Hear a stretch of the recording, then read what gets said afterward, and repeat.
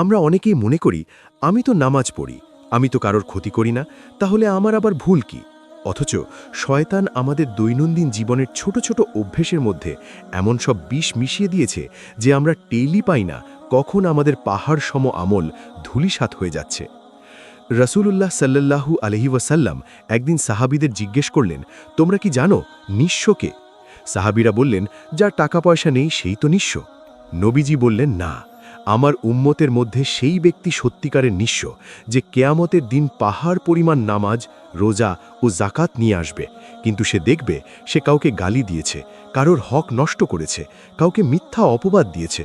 ফলে তার সব নেক আমল পাওনাদারদের দিয়ে দেওয়া হবে এবং তাদের গুনাহ এই ব্যক্তির ঘাড়ে চাপিয়ে তাকে জাহান্নামে ফেলা হবে। নাউজুবিল্লাহ! চিন্তা করুন, সারা জীবন কষ্ট করে ইবাদত করলেন আর দিন শেষে ফলাফল শূন্য। আজ আমরা এমনই 10টি মারাত্মক ভুলের